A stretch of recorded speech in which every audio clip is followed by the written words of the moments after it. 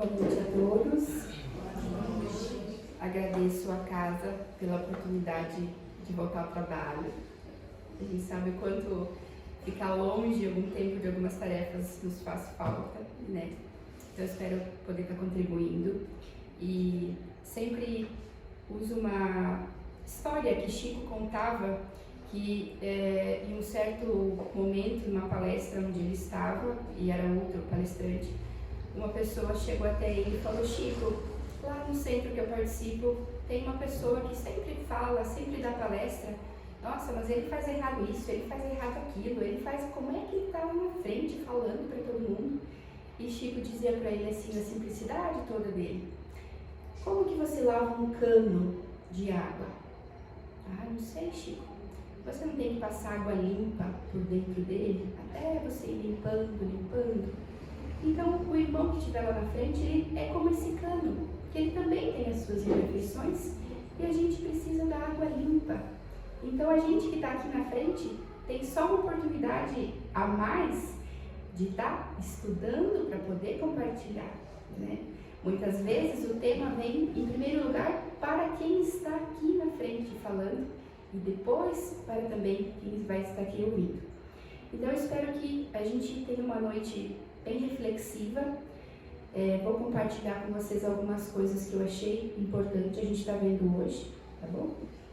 E hoje a gente vai falar sobre os espíritos imperfeitos. Mas antes vamos fazer a nossa prece inicial. Peço que todos fechem os olhos, lembrando dessa imagem de Jesus nos abraçando, nos acolhendo, tirando o peso de todas as nossas dificuldades do dia, da nossa casa, dos nossos lares, nos trazendo o seu consolo. Que estejamos com o coração agradecido pelo amparo da espiritualidade amiga, que está aqui conosco presente nesta noite, nos dando mais uma oportunidade de aprendizado, de crescimento. Que estejamos aqui inteiros, abertos para o que vamos ver hoje. Que assim seja. Que assim seja. Então hoje a gente vai falar sobre a terceira ordem, sobre os espíritos imperfeitos. Mas como assim terceira ordem? Então significa que tem uma ordem? Sim, temos uma ordem. Nós temos também a progressão dos espíritos. No Livro dos Espíritos, codificado por Allan Kardec, na questão de número 96, nos diz o seguinte: os espíritos são iguais ou há entre eles alguma hierarquia? Será que a gente já parou para pensar sobre isso? E a resposta: eles são de diferentes ordens, de acordo com o grau de perfeição a que chegaram. Cada um de nós tem o nosso grau de evolução. E hoje a gente vai ver aqui sobre os imperfeitos, ou seja, temos aí uma escala espírita. E nós podemos classificá-los em três principais ordens. A primeira ordem dos espíritos puros, ou seja, na verdade hoje a gente tem um espírito puro, que é o nosso governador, Jesus Cristo, que é nosso modelo guia, né? A nossa referência. Em seguida, nós temos a segunda ordem com os bons espíritos, ou seja, aqueles que fazem o bem, que nos auxiliam, que já evoluíram da imperfeição e já estão na segunda ordem. E temos aqui a terceira ordem, que é a dos espíritos imperfeitos. Isso a gente encontra no Livro dos Espíritos, das questões 100 até a 106. Aqui está um pouquinho mais detalhado a nossa escala. Então, quem são os espíritos de primeira ordem ou espíritos puros? Que emana principalmente o quê? O amor.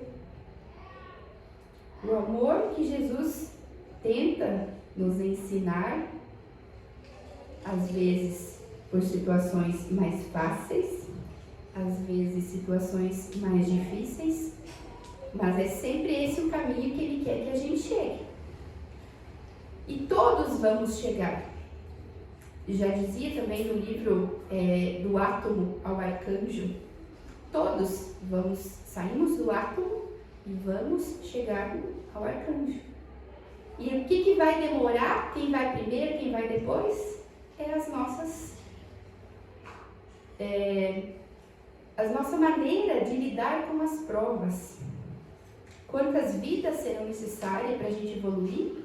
Vai depender das atitudes que a gente tem no nosso dia a dia. Muitas vezes a gente vem com um plano reencarnatório, chega aqui com 10 continhos para pagar. Aí, ao invés de pagar, a gente cria aí mais 20. E piora uma e outra. Aí a gente tem que voltar mais quantas encarnações para poder ir resolvendo. E aí, vai depender de cada um de nós. Muitas vezes a gente se revolta, a gente acha que o mundo é injusto conosco e nós somos os coitadinhos. A culpa é sempre do outro. Será que realmente é assim? Na segunda ordem dos espíritos bons, a gente tem principalmente a bondade, o desejo do bem, e o bem predomina. Ou seja, realmente aquele espírito que a gente chama de, que tem a pureza. A gente vai chegar na extrema pureza na primeira ordem, que é Jesus Cristo. Mas aqui no segundo, é sempre o bem que prevalece. A gente já não tem mais sentimentos egoístas, negativos, com maldade. Todas as nossas ações são sempre voltadas para o bem, tanto nosso quanto dos nossos companheiros e de onde a gente está. E na terceira ordem aqui, então, os espíritos imperfeitos. Olhem quanta coisa. Conforme a gente vai descendo, vai matando o que tem, né? O egoísmo, o orgulho, a vaidade, a falta de fé. Ah, mas eu tenho fé. Muitas vezes a gente fala, não, eu tenho fé. E quando chega a prova, é que realmente a gente percebe que muitas vezes a gente fala, mas a gente não tem a fé que acredita que teria, ou que seria necessário que tivesse naquela situação, para apenas confiar e deixar que o melhor se resolva e que o melhor aconteça. A gente ainda como materialista, a gente quer sempre ter o controle de tudo. E quando algo sai do nosso controle, é porque Deus não me ama mais, é porque tudo de errado acontece comigo. E cadê a nossa fé em acreditar, sim, que somos filhos de um Pai de amor e bondade, que quer sempre o melhor para cada um de nós? Mas a gente tem o nosso orgulho, tem o nosso egoísmo, tem a nossa vaidade e tem a mania de controlar tudo. Mas a gente esquece que esse controle não é nosso. Não é nosso. E aqui, o que predomina é o mal. A gente vai ver depois que tem algumas classificações, mas os espíritos imperfeitos é onde o mal prevalece em todas as situações e oportunidades. As características gerais dos espíritos imperfeitos. Predominância da matéria sobre o espírito. Quando a gente for para os bons, já é realmente o contrário. É o espírito que prevalece sobre a matéria. Propensão para o mal, ignorância, orgulho, egoísmo e todas as paixões que lhes são consequentes.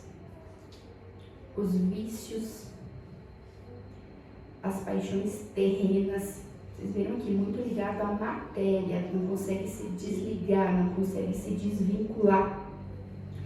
Tem a intuição de Deus, mas não o compreende. Quando Deus criou todas as criaturas, Ele criou todos de forma igual. Todos dentro de nós temos Deus. Aquele que mata, aquele que rouba, Todo mundo tem Deus, mas ele ainda não compreende o que é aquela centelha divina que ele tem dentro dele. E aí o mal prevalece. Nem todos são essencialmente maus. Em alguns, há mais leviandade, irreflexão e malícia do que verdadeira maldade. Uns não fazem o bem nem o mal, mas pelo simples fato de não fazerem o bem, já denotam a sua inferioridade. Outros, ao contrário, se comprazem no mal e rejubilam quando uma ocasião se lhes depara de praticá-lo. Aqui está o foco dos espíritos imperfeitos. Sempre a maldade, que vantagem ele pode tirar para si, que benefício ele vai ter para si, sempre pensando nele em primeiro lugar, com tendência sempre para o mal, para o negativo. Não vou me aprofundar muito, mas só para a gente ter uma noção, aqui também é dividido as ordens em escalas, né? Então aqui, basicamente, a gente tem algumas escalas que compreendem os espíritos imperfeitos. Então, os espíritos impuros, onde o mal é objeto de suas preocupações. A sua linguagem é grosseira, revela a baixeza de suas inclinações. Os espíritos levianos são ignorantes e inconsequentes, mais maliciosos do que propriamente maus. Linguagem alegre, irônica e superficial. O irônica aqui eu acho que é fundamental. Os espíritos pseudo-sábios sempre sabem de tudo, né? Possuem grande conhecimento, mas julgam saber mais do que sabem. Sua linguagem tem caráter sério, misturando verdades com suas próprias paixões e preconceitos. Os espíritos neutros, nem o bem, nem o mal, tanto faz. Apegados às coisas do mundo, não são bons o suficiente para praticarem o bem, nem maus bastante para fazerem o mal. Que vocês decidirem para mim tá bom, prefiro não me envolver, tá sempre em cima do muro. Se for bom, se for ruim, Espíritos batedores e perturbadores. Podem pertencer a todas as classes da terceira ordem. Sua presença manifesta-se por efeitos sensíveis e físicos, como pancadas e deslocamento de corpos solidários. Muitos de nós aqui acredito que já passaram por situações com os nossos amigos em todas essas classes, que precisam do nosso auxílio e que nos vêm também para nos mostrar e para refletir como eles estão, como a gente não deve ser. Será que em alguns momentos nós somos impuros? Somos levianos? Somos pseudo-sábios em algumas atitudes do nosso dia a dia? Ou neutros? Prefiro não me envolver, não quero participar. Para mim, que decidirem tá bom. Batedores e perturbadores. Não, mas eu não sou assim, Valéria, imagina. Porque a gente se acha o anjo que caiu do céu, normalmente, né? Quem tem erro, quem tem defeito é sempre o outro. Só que muitas vezes a gente esquece que quando a gente aponta um dedo para o outro, a gente tem 3 virados para nós. Um defeito do outro, eu tenho 3 para o meu lado. Mas aí é mais fácil olhar para o outro do que corrigir as minhas imperfeições. Na questão 114, os espíritos são bons ou maus por natureza? Ou eles mesmo que se melhoram? São os próprios espíritos que se melhoram, passando de uma ordem inferior para uma ordem superior. que a gente comentava no início. Todos fomos criados de igual forma. E a demora ou a hora certa da mudança de cada ordem vai depender exclusivamente de cada um de nós e das nossas atitudes. Nessa vida, nessa encarnação. Não esperar para a próxima. Vida que vem eu resolvo meu problema lá com fulano. Agora eu não quero saber. A oportunidade que a gente está tendo é agora. E a gente não lembra, mas lá a gente implorou de joelhinho e no milho para vir, para ter essa oportunidade. E chega aqui, a gente deixa para depois, fica para depois. E pode ser que ela não venha mais, aquela oportunidade para a gente resolver. A gente precisa resolver as coisas enquanto estamos juntos no caminho. Alguns pontos para nossa reflexão. Todos os espíritos partem do mesmo ponto? São criados simples e ignorantes, isto é, sem saber, mas são impulsionados a progredirem sempre. Os espíritos jamais perdem ou esquecem o conhecimento que adquiriram. Podem permanecer estacionários, mas não retrogradam. A gente nunca volta para trás, a gente vai sempre para frente. A gente pode não lembrar, mas o conhecimento sim está dentro de nós. Aqueles anos que a gente passou no plano espiritual, se preparando para essa reencarnação, a gente não lembra, mas ele está aqui dentro de nós. Muitas vezes a gente não tem essa impressão, isso aqui eu já vi em algum lugar, eu já li isso aqui em algum lugar que agora eu não me lembro. Alguém já comentou sobre isso perto de mim. Ele está tudo aqui dentro. No momento certo ele pode aflorar ou não, conforme a nossa necessidade. Mas a gente nunca volta para trás. Que bom, né? Que bom. Senão era um passo para frente e 10 para trás, né? A gente um passo para frente e 10 para trás. Então, olha a oportunidade divina que a gente tem de não voltar. A gente vai sempre para frente. Por que permite Deus que os espíritos nos incitem ao mal? Alguém já parou para pensar? Por que eu tenho um espírito leviano, de repente, próximo de mim? Um sendo sábio? Um impuro realmente, onde a maldade para ele é tudo. Por que será que Deus permite isso perto de nós? Deus permite a má influência para testar a fé, a constância no bem. Mas sempre haverá alguém influenciando para o bem. Tudo que a gente tem dentro de nós é uma brasinha. Alguém chega perto de um assunto, acende aquela brasinha.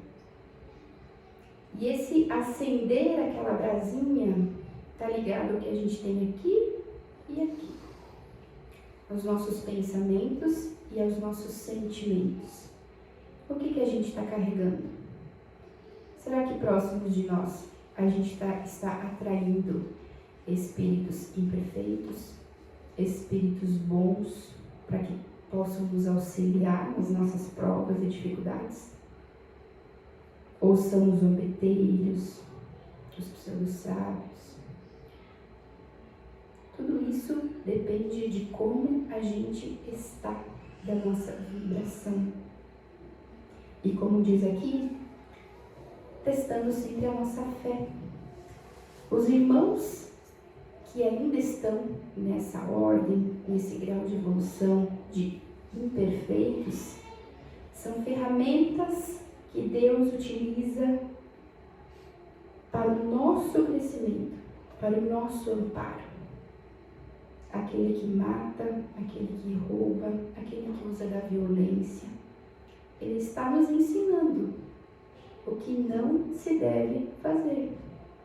Cabe a nós observar e não fazer, ou se eu tenho uma quedinha, mas aqui é só R$5, é só R$10, fulano, ele nem vai perceber.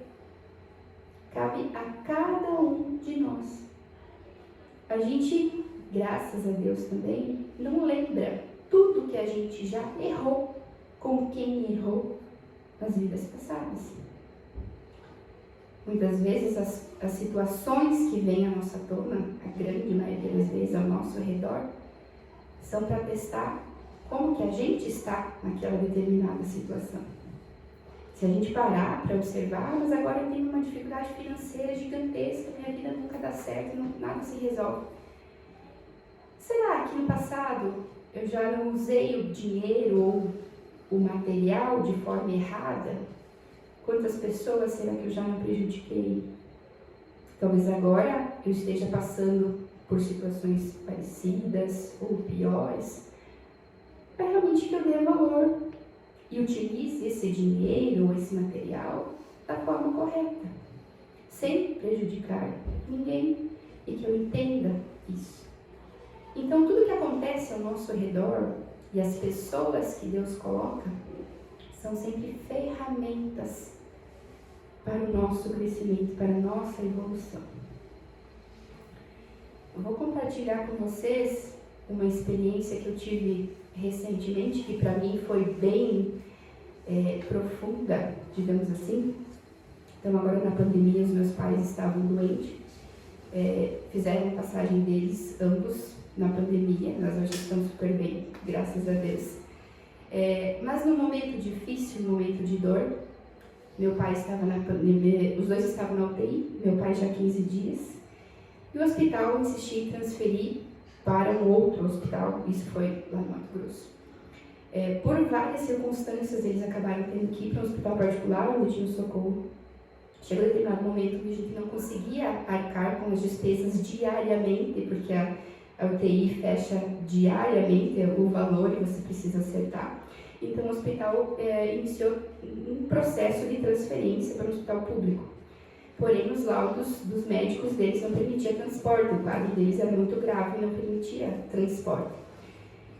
Teve um momento onde a médica chamou, uma intensivista, chamou eu e meu irmão até o hospital, tentando nos convencer a assinar a autorização deles para um outro hospital. E a gente foi questionando, tá, mas se você precisar disso, tem não tem móvel? Não tem. Isso aqui tem? Não tem. Isso aqui tem? Não tem. Então a gente não vai autorizar a transferência deles. Nesse momento, ela nos falou as piores coisas que vocês possam imaginar. Assim, de baixo escalão mesmo, sabe? E nós naquela situação ali com pai e mãe dentro de uma UTI, ouvindo tudo aquilo. Não, eu e meu irmão não revidamos nada a ela, até porque a gente entendeu que era um momento de UTI, a cabeça dela devia estar assim, sob pressão e com mil coisas ali e tal. Talvez ela não precisava ter falado aquilo, mas na hora, no momento foi e tal. Sei que eu voltei para casa, era uma sexta-feira, e aquela médica não me saía do pensamento, sabe? Pela forma como ela falou, né? E não consegui dormir aquela noite, acordava de madrugada, lembrando da fisionomia dela, das palavras dela. Aquilo me perturbou bastante. Até meu marido disse, desliga um pouco o celular para você tentar descansar.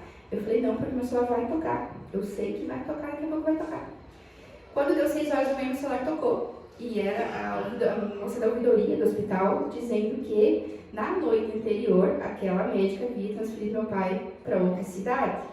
E que ela não sabia nem onde ele estava. Então, lá se foi nós à procura dele em Sinop, que o hospital estava, onde estava e tudo mais.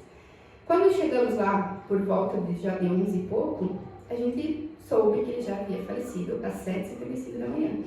Então, no primeiro momento, aquela médica, eu criei uma raiva dela, sabe? Tipo, poxa, ela não podia ter feito isso e tal e tal. Porque a gente é muito humano ainda, né? E nessas horas, a revolta vem, né? Depois soube que a passagem dele tinha sido tranquila e tudo mais. E logo em seguida também minha mãe acabou fazendo a passagem. Mas assim, por muito tempo, aquela médica me tirou o sono, sabe? Me tirou o pensamento, poxa, ela não podia ter feito isso, que direito que ela tinha, a gente não autorizou, e foi aquela situação toda. Eu sempre indo para o centro pedindo a Deus que apaziguasse isso no meu coração, que eu não queria ter esse tipo de sentimento por ela, né? Que por algum motivo aquilo precisava ser da forma como foi. E eu tive um sonho muito bonito que acalmou meu coração e passou tudo aquilo, graças a Deus. Tive um sonho com ela. E eu lembro assim que eu via, a gente depois acabou fazendo a cremação deles e trouxemos para São Domingos. E eu via no meu sonho um cemitério de São Domingos, e na chegada dele tem um morrinho assim.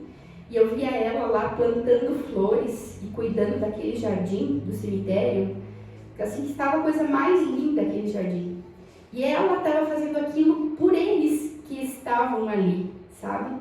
Então, aquilo acalmou meu coração de uma forma, assim, gigantesca. E eu pensei, não, depois também, em outros momentos que eu tive oportunidade de ter contato com meu pai, ele também confortou e tinha que ser daquela forma, enfim.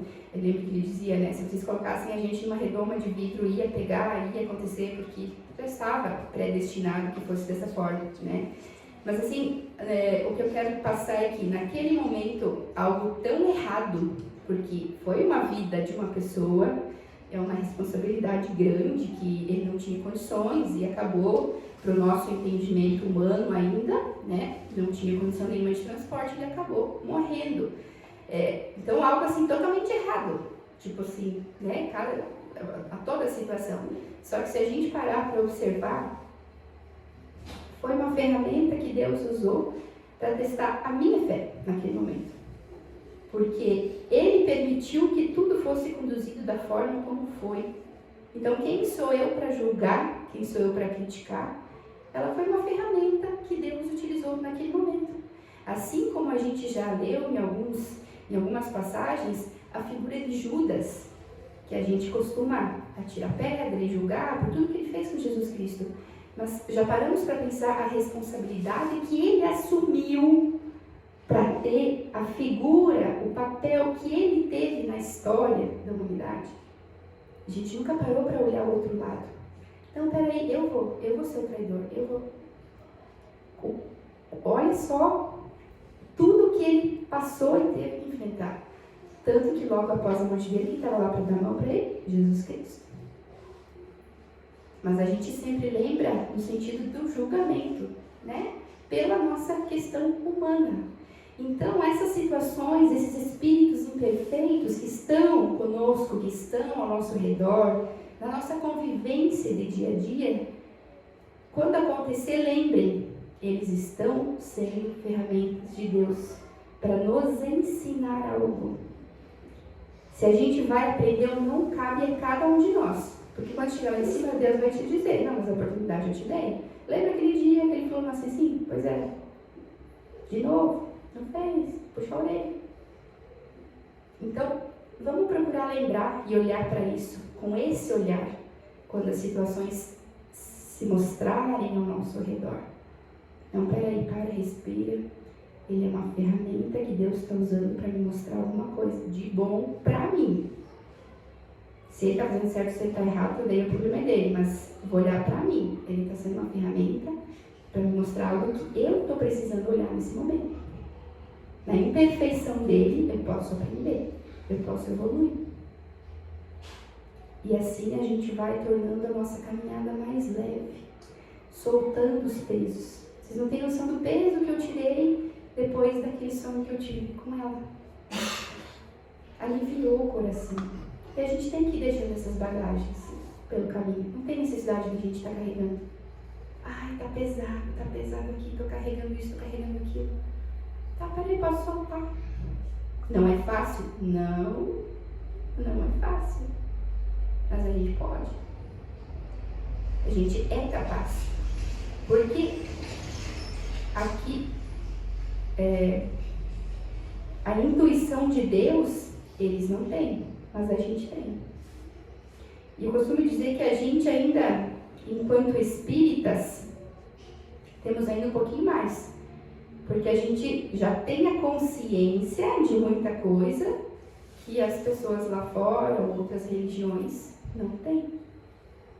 A gente não pode dizer que a gente era ignorante naquele assunto, porque a gente sabe. Se a gente escolheu não olhar para aquilo, foi uma escolha nossa. A gente sabe. E continuando sentindo esse amparo, esse abraço de Jesus para conosco. Nos colocamos aqui na presença da espiritualidade, de nossos mentores, de nossos anjos da guarda, que estão sempre ao nosso redor. E que quando as situações se mostrarem imperfeitas diante de nós, que nós possamos estar abertos de coração, de sentimento, para olhar de uma forma boa, de uma forma positiva, para nós e para quem está ao nosso redor. A espiritualidade sempre está diante de nós para nos amparar, mas nós também precisamos estar abertos a lutar e fazer a nossa parte nessa caminhada evolutiva. Que possamos hoje voltar para casa com essa reflexão e no nosso dia a dia colocarmos em prática e irmos nos melhorando como espíritos principalmente. Muito obrigado por tudo, que assim seja.